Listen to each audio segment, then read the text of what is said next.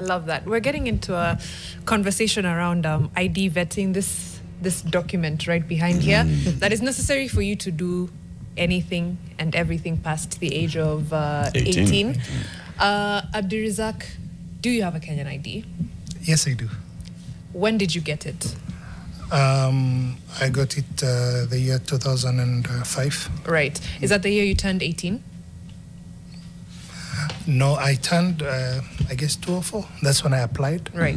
Yeah, I got it 2005. 2005. Yeah. Tell me the process of getting an ID and where you were applying for it, where you were born as well. Thank you, Eric, Janet, and Mariam. Well, first of all, thank you for having me here today. This is a very important conversation that we're having today that has sparked a debate all over the whole country. Everybody's discussing about this issue. Of course, as the people of Northern Kenya, there's Northeastern and then there's Northern Kenya. Because when we say Northeastern, it's only Garissa, Wajir, and Mandera. But when Northern, that Isiolo and Marsabit, and comes in. This is a very important document for us. But at times, getting it is difficult. We are not actually saying that the whole vetting thing should be done away with it. Of course, it has its own system. But how we were acquiring this ID for the past few years was an issue. First of all, how we got it and how other Kenyans get it is a totally different issue. How other Kenyans get it, if I start from there, is, if I'm not wrong and I stand to be corrected, is that they will present themselves before the NRB office. That is the start point. They go to NRB office, present the document, that the birth certificate and probably the IDs of their parents. They will be given a form. They will take that form to a chief. The chief verifies it, signs it, and then they will take it back to the NRB office where their fingerprints are taken and issued with a waiting card. And within 2 weeks, they have the ID. That's not the issue in northern part of Kenya. It's a very rigorous process. First, I'll have to look for the chief. I don't start from the NRB. The other end, they start from NRB. We don't start from NRB. We start from the chief. I'll have to look for the chief. Unfortunately, if I'm in Nairobi, because we have many Somalis who were born and raised in Nairobi, in Eldoret, in Nakuru, they will not get the ID here. They will be told to go back to their origin, to their place of origin. That is Garissa, Wajir, or Mandera. That itself is a discrimination. Whose place of origin? If you were born in Nairobi, what's your place of origin? Well, that's the conversation. That is a procedure now. That's the process I'm explaining. You'll be told to go to Wajir, Garissa, and Mandera. So you look for the chief, give your documents. The chief will compile a list, which then goes through the vetting committee. The vetting committee now comprises of, which is headed by the DCC, the Deputy County Commissioner, formerly known as the District Commissioner, or in his absence, the ACC, the Assistant County Commissioner. We have somebody from the NRB, somebody from NIS, DMI, basically from the security. What is DMI? You know, you're using this one. So there's DCC, NIS, NRB, FBI, EDG. All these bodies. Wow. Break down the acronym. So anyway, the NIS, National Security Intelligence Service, and then the DMI, the Department of Military Intelligence. We have the Directorate of Criminal Investigation, the DCI. They sit in this committee? Of course. All of them? Yeah. Okay. The National Registration. The National Registration Bureau. And then we have a number of elders, about 5, 6, depending with the strength of that committee. So a vetting committee that goes to not less than 10. So now that committee decides. I mean, the chair now will decide when that vetting committee will sit. It can take 6 months, it can take a year, it can take time. So you'll have to wait. You'll make a follow-up with the chief. The chief will tell you, I have submitted the list. Let's wait for that committee to be formed. Now, when you go before that committee, first I told you the chief has to identify you, of course, which is okay. And then you'll go with the documents, of course, proof of age, of course, age assessment or birth certificate. And then the elder has to, identify you, interrogation by the security, and then now you will be asked about your clan. Probably, I told you, some of us who were born here might not have no clue about our own clan. The only thing that probably I know is I'm a Somali, and then maybe I'm an Ogaden. From there, I can't explain myself. Don't know much. So that will be a point of rejection. Are you there with your parent who can answer those questions? Yeah, in most cases. Okay. But those questions are not directed to the parents. It's you. Yeah, it's you. I mean, because you are claiming that this is your father. So if your parents try to answer, they say, eh? Well, yes, at some instances, yes, the parents will answer. Okay. Other instances, it's you who's supposed to answer those questions. Yeah. So now, that process takes long. After that verification, that is when now the NRB comes in. You'll be given the form, you fill the form, probably your fingerprints are taken, and then it goes to Nairobi.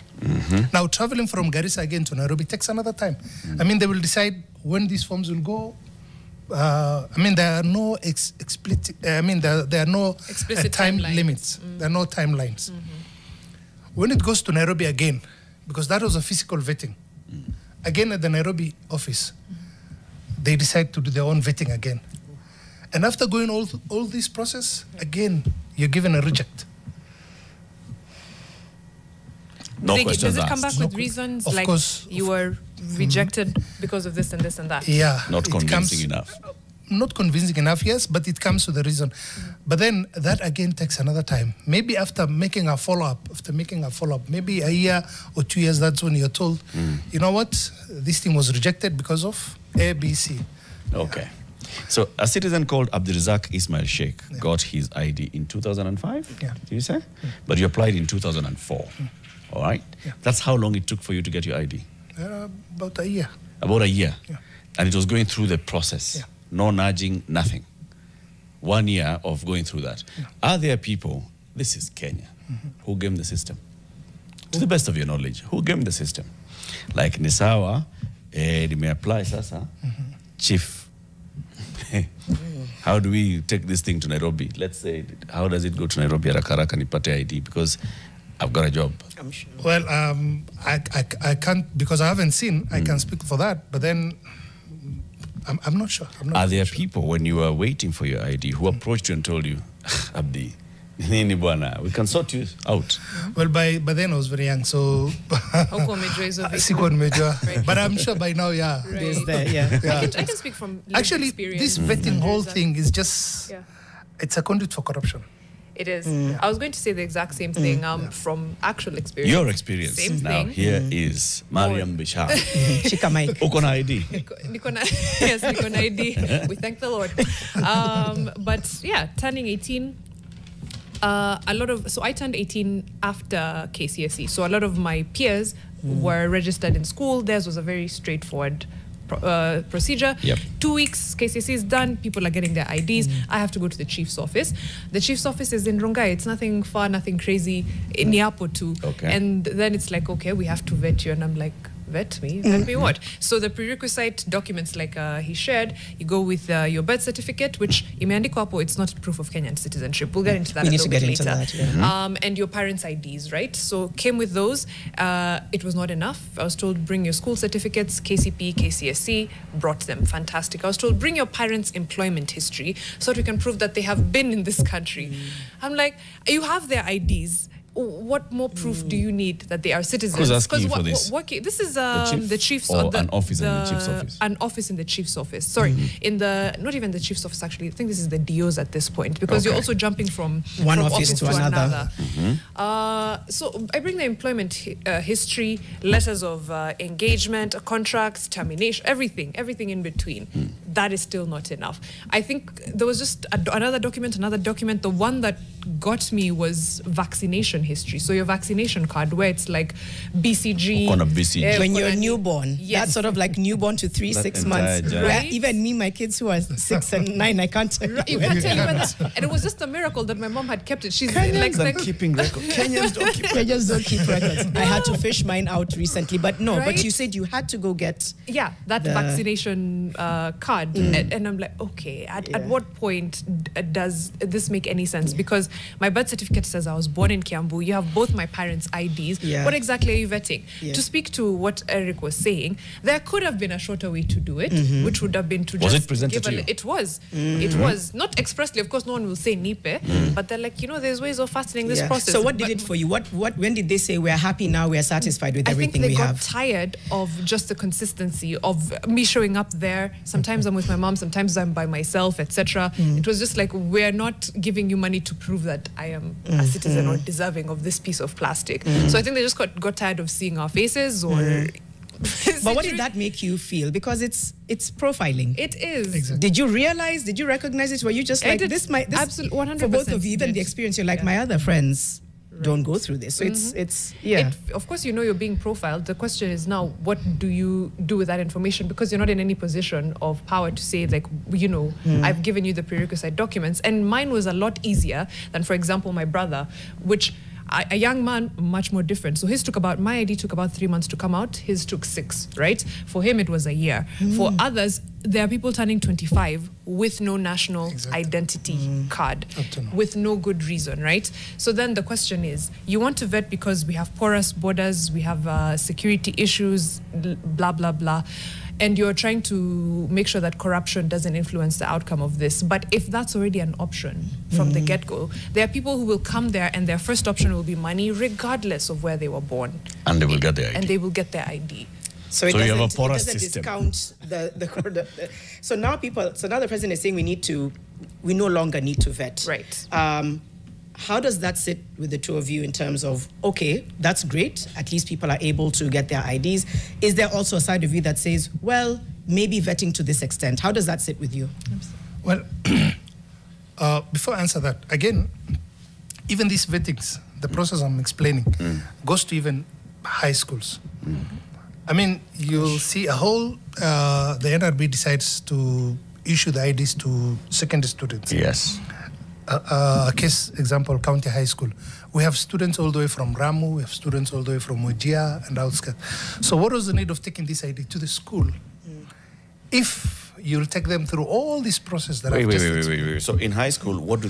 When they come and they want to issue IDs to register these children who are in school, in a captive area, in a government school, and they have turned 18, what are they taken through? The same process. Well, no, it can't be the same process.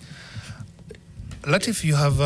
It can't be. You have an investigative journalist. Let me just go back to. Let me go back to what you said. You go to Chief. Chief compiles a list. Yes. Chief waits for the DCC to call the vetting committee to a meeting. The vetting committee of not less than 10 people, including NIS, NRB, DMI, DSI, ELD. They all meet. Okay? Yeah. And then once it passes through this hoop, it goes to Nairobi and then Nairobi. So now, in school, right? Say, give me a school in Garissa. The county school in Garissa. County High School? Yeah, County High School in Garissa, right? So the NRB people, the National Registration Bureau people, come to County High School in Garissa. They will come with the whole team. This whole team comes they here. Will be there, yeah. But they want proof that you have Kenyan parents, but you're in school. So how do they get that proof of Kenyan parents? That's what I'm saying, because this is a school in Kenya. It's a registered school. Yeah. They have all the data. The best thing probably, the best practice will have been get the register from the principal, whoever that is concerned, compile it, call the students. The best thing, probably what the requirement should be is the birth certificate or proof of age and the IDs of the both parents. And that should be sufficient. Exactly. Right. But then when you come with the whole team, and then the elders are there and ask you the same questions. You're not from Garissa County, or you are not even from around Garissa town. Yeah. This is a county school, so people from across the county have come here. Or even some of them are extra county schools, so people have come from other counties to this particular school. So what answers can you give? This is what is going on. This is what has been going on. This is what you're saying. Yes. That's been going on. Yes. In the school that you went to, Mariam, and some of your fellow students got IDs, how was that process? I remember like a form filling happening at the school, and then when we all got home, it's called, did you get your ID? Yeah, I got mine.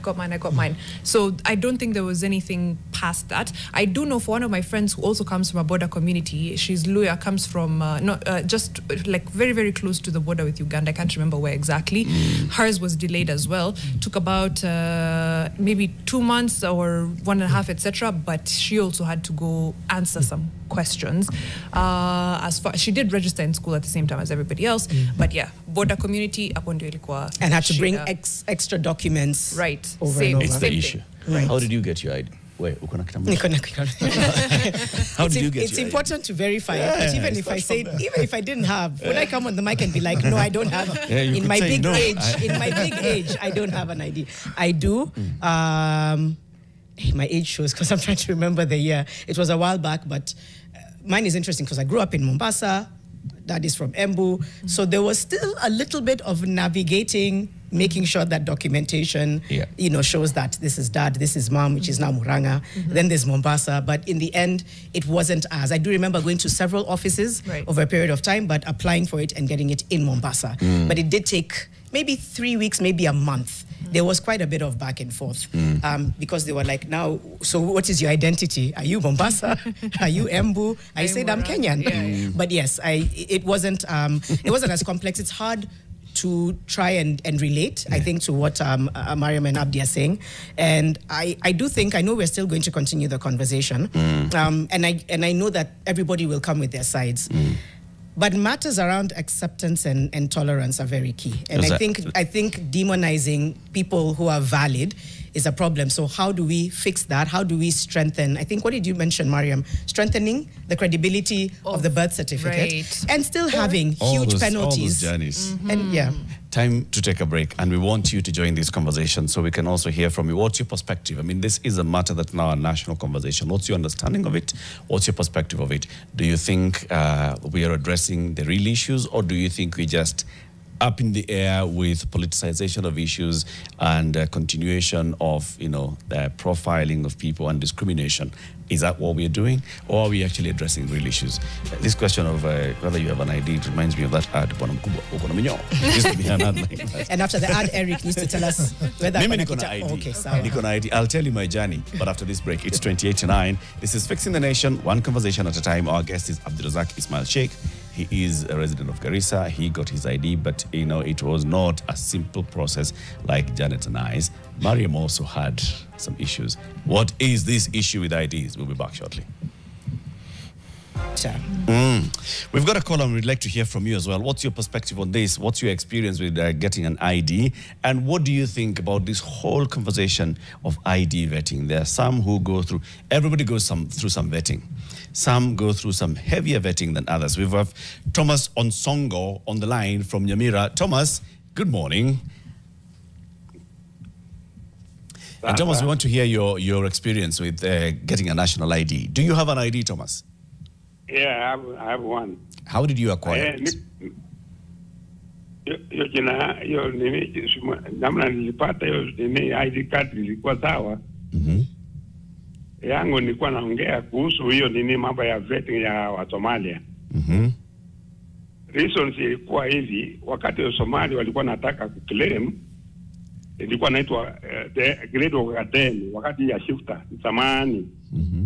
Unajua mbeleni alikuwa tunatawalewa na wazungu hawa wa Somalia, wengine walikuwa under the British, wengine walikuwa under the French, and wengine Italian Somaliland.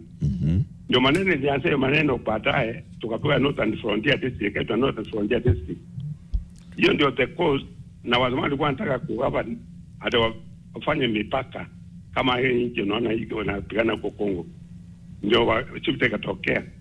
ndio hiyo vitu mambo ya vetting ikaanza kuingia ndani. Hello? Hello? Tunakusikia. So size bali tuko. Sasa hiyo maneno ndio jianzia hii mambo ya vetting. Tujue wale mambo because of shifter. Okay. Vitu mingi kama hiyo maana ilikuwa zamani hiyo veteran ilikuwa Somali wako huko. Walikuwa na claim upande hiyo wa Great Somaliland. Sasa Somas. Na hii nyingine ilikuwa ni nyingine hii ya Somali wako naye. Walikuwa zamani hiyo inaitwa Somali. Ilikuwa na kalewa na Italian. Na hapa Kenya wao kutoka Mandera kuja huko chini ilikuwa inaitwa British Somaliland. So that issue caused that problem. Ndio kaleta wao affected wao ni upande gani? Ndio ikawa namna hiyo. Ndio matata maneno kanisa hii. Yote 9 Thomas. La 10. They say kwa sasa is there any justification for vetting? No, ni ile ambaye nikaweza si mbaya. Hata sisi hapa nyumbani tunapata hiyo mpaka nipite kwa chief. Ndio nipate ID card ni si mbaya. So it should continue. Inafaa iendelee. Si sana lakini hiyo obstacles nyingine alikuwa anatoa ndio batali tolewa hiyo obstacles nyingine. Hiyo si mbaya kupata ID card kujulikana na genuine Kenyan. Kama unazaliwa kwa hospitali, kama umezaliwa kwa hospitali, na unajua ni hospitali na wewe ni mtoto wa Kenya. Hiyo ni mtoto na kuna identification ambayo inaweza kuonyesha mtoto ukile amezaliwa. Hata ukizaliwa Amerika sasa for example, umegari kwenda Amerika.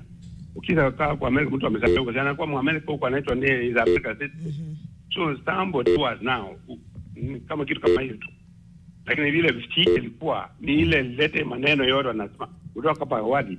The Somalians wanted the great mother and ilikuwa nayo gate. Sawa. Thank you Thomas. Maana wakati ya shift ilikuwa ndio hiyo maneno lete hiyo kazi hiyo zote. Asante sana Thomas. Thank you for calling in from Nyamira, and the conversation then continues here. It's now, what is the genesis of this? What is the continued reason for government to bring this up? That's right. There's a security issue that comes up, Maria. Right, there is. And to what Thomas has said, our borders are very porous. Yes, there was the issue of colonial masters drawing borders very arbitrarily. So yes, you have Somalis in Somalia, you have Somalis in Kenya. The shifter wars, which began from the northern side feeling, you're already not treating us like, the colonial powers didn't treat us like part of this country. We've got an independence, we still don't feel like part of this country. Mtuache tuturudi. And of course, for a sovereign nation to cede territory is unheard of. So, then the shifter wars, there's been many genocides up north. So it's a very contextual thing. Are there genuine security issues because of the border, how porous it is? Absolutely. But again, if you have systems that are genuine, quote unquote, then it's not a problem, because an ID card should come courtesy of your birth certificate and your parents' IDs. If those two are present, then there's no need to go any further, regardless of where on the map you are. If there is an issue of wanting to vet, I don't think vetting adds any layer of security to us, because like we've said again, money talks in this country. So you can vet all you want, but bad actors with a little cash in their pocket will still get those papers. So what you, as opposed to vetting, I think what needs to be there is, how do we put the stopgaps in our, whether it's a National Registration Bureau, whether it's a chief's office, etc., to make sure that every document is legit, so that by the time I have an ID, I have a birth certificate and my parents have IDs, that's enough. It's proof enough that I'm Kenyan, yes, and I can apply for the ID. That's just me, though. IDs of the parents and birth certificate. Right. No, your voice is legitimate, Mariam, and you make sense. Eric, again, maybe if I just add in. Yeah. We have many borders that are porous. Kenya borders with many countries. Of course, on our side, it's Somalia. Then we have South Sudan. Yep. We have Uganda. Yep. I was told Goma Tanzania is more closer to Nairobi than it is to Kinshasa. So the only thing we are asking is, are we being treated the same with those other people along the border lines? That is one. Two, the shifter war ended a long time ago. Right. What is happening in Pokot and Samburu and those areas is nowhere compared to Northeastern. Yep. We're a very peaceful area. In fact, there's a time Garissa was voted as the most peaceful town in East and Central Africa. You can look at that. What Mariam said is actually how it's supposed to be. Put systems, strengthen security system along the borderline. That is not our work. That's not what we're supposed to do. Nobody ever wrote an application to God. I mean, to be born where? You never wrote an application to God. We all found ourselves here. So it should not be used against us, the fact that we have Somalia, which we are bordering, and we are unable to differentiate between Abdirizack in Kenya and Abdirizack in Somalia. We are Kenyans. General Mahmoud, who played a robust role in the in 1982 coup, I'm sure his grandson will also go through the same process, just by virtue of we are bordering Somalia. So the only thing, two things we are asking is, one, that Kenya's security should put, stringent measures within the borderline. Right. And two, we should be treated just like any other Kenyans. Okay. Yeah. Chicken, egg. Which one comes first? Which one comes first? Do we first of all make sure that, our borders are properly sealed and secured before we let loose of this, or do we let loose of this as we sort out the border? Let's go to the calls again. Leonard Migori is calling in from Isibania, also another border town. Leonard, good morning. Morning to you, sir. Thank you very much for calling us and for wanting to share your experience. What do you have to say about this issue of ID vetting, especially from your perspective coming from a border town, Isibania? Yeah, I'm Leonard Matiko. Thank you for having me today. Yep. I'm from Isibania, the border of Kenya and Tanzania. And naona hiyo kitu ambayo nani watu wanasema kuhusu border.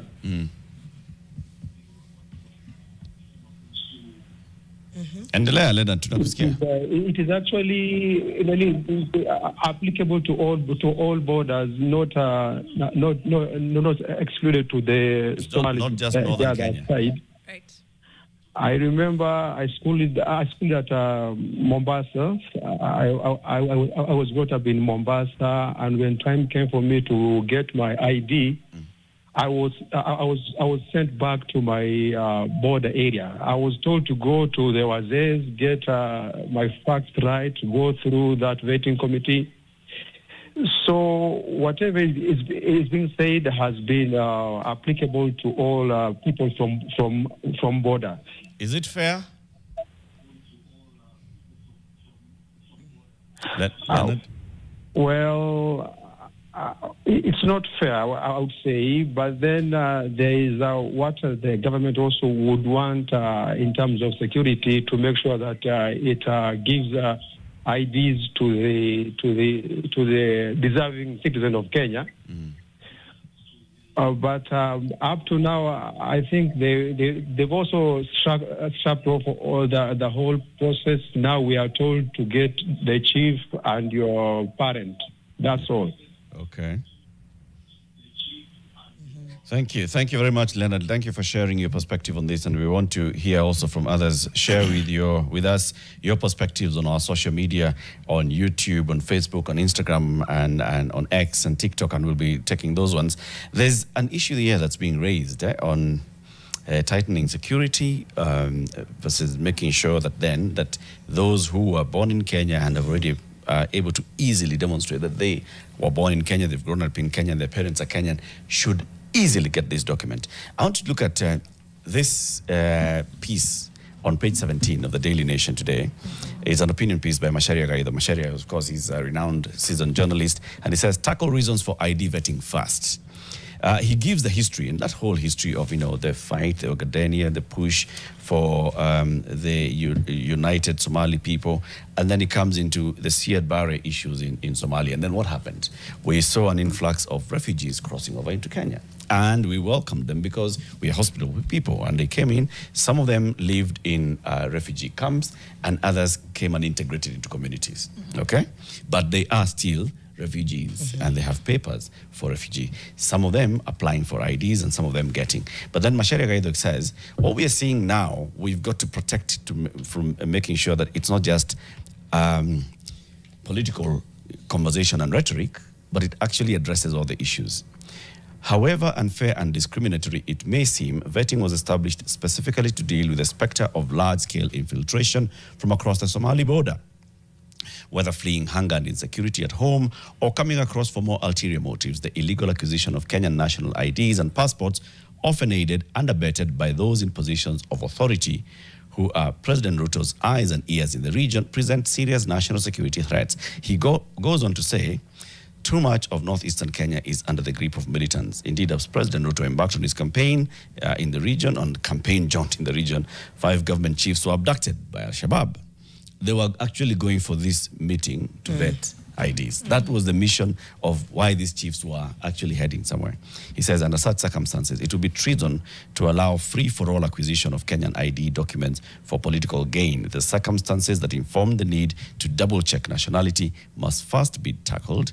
It must also be clarified that abolishing the special vetting does not translate into opening our borders for all and sundry so as to enrich anything like, voting and political favors. Right. Opens up a whole debate again. It does. Yeah, But now this is where we're going wrong. It's not a free-for-all. I was going to say that. It is not a free-for-all. Kenya, I think we have the best intelligence system in the whole world, I guess. And for President Ruto to wake up one morning and decide that I'm doing away with this, I'm sure there must be a discussion within the National Security Committee. I'm sure NIS have done their research and they've presented that, yes, this is the right time. We have chiefs. And of course, we have intelligence system all over the whole of northern Kenya. When somebody is acquiring an ID, even from yesterday or even this morning, that person will present himself to the chief, give the proof of citizenship, that is the birth certificate, and the IDs of both parents, and probably as the process is going through, the NIS can still do their own, vetting. And the idea is due diligence. Due diligence. I think the idea is not to say it should be completely easy, one-way street to get IDs. Granted, yes, have some level of bring this document with us, prove to us, the way you've said, Mariam, birth certificate, IDs, and you get, and if anything is questionable there, say, hey, I'm going to have to send you back because I'm not sure this is legit. But making it impossible, I think, is an issue. The second one is, this is when you find how everything comes back to affect you. Because there has been a culture of corruption, aiding and abetting a system, then you say, do away with vetting.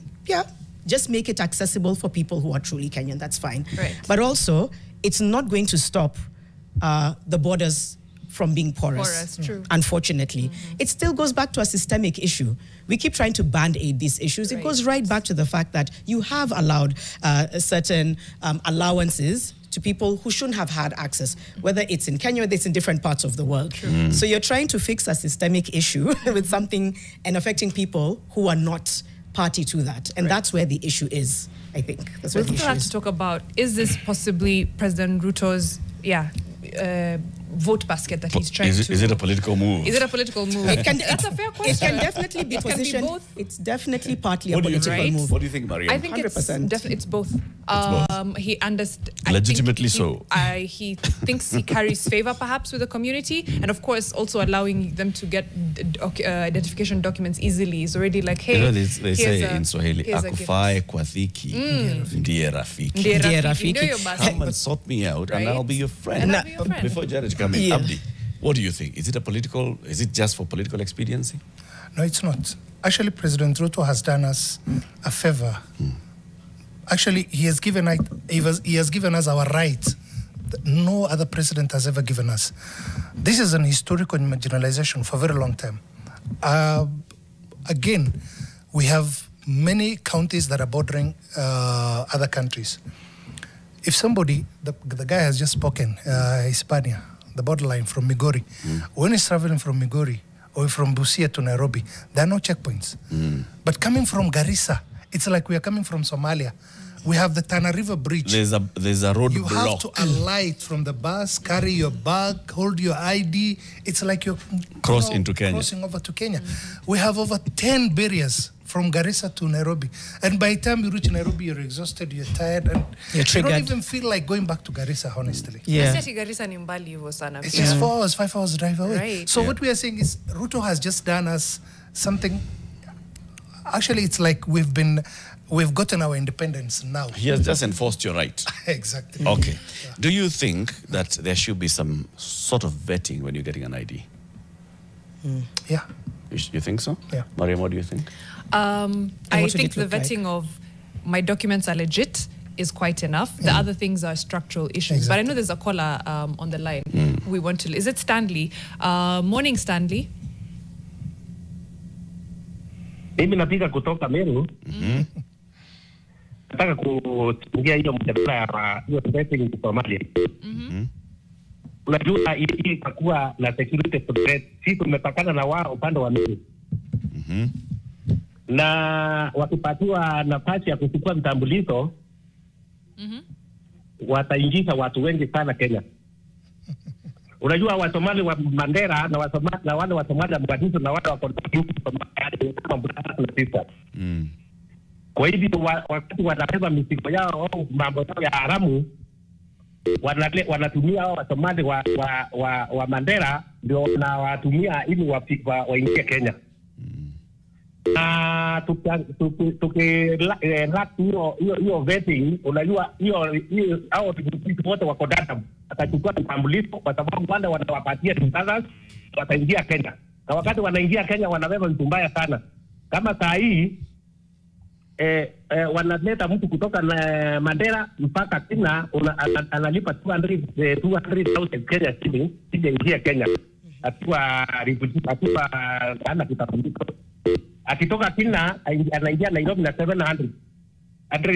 That is 1.2 kutoka Mandera mpaka Nairobi. Mtu mmoja anatumia 1.2 kuletwa Mandera. Kama akipewa kitambulisho, unaniambia wataingia wangapi?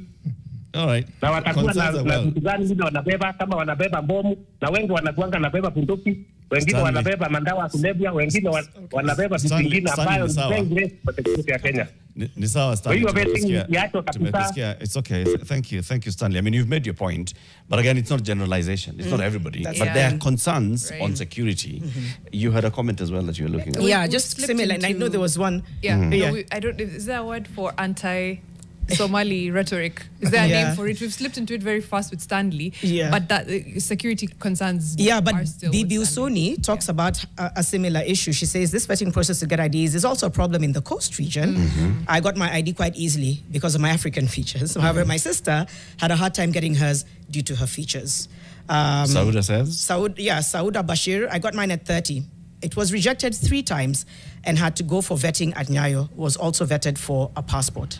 So, I think my issue here, and I was asking you that question, whether you think there should be vetting. I think there should be no vetting at all. In fact, I think there should be no issue at all about getting an ID. We should work at a way in which when a child is born in Kenya, and so there's one side, because we have CHPs and all, we want to make sure that children are born in hospitals. That's what we want. So let's get children born in hospitals. Even those that are born at home, let them be registered, because there's a CHP, community health promoter, who comes to home and says, there's a child who was born here. With that notification of a birth attendant, a recognized birth attendant, whether in hospital or at home, that notification that goes to the National Registration Bureau that says a child was born here, born of parents Janet Bogwa and Eric Latif, just an example, and is the name of the child. The National Registration Bureau then picks up that process. From there. When you go to school, it's there. When you go to high school, it's there. Upon attaining the age of 18, you log onto your eCitizen and you say, I want my ID delivered in Nairobi, in Bahrain, Mandera, in Isibania, in ABCD. You get your ID.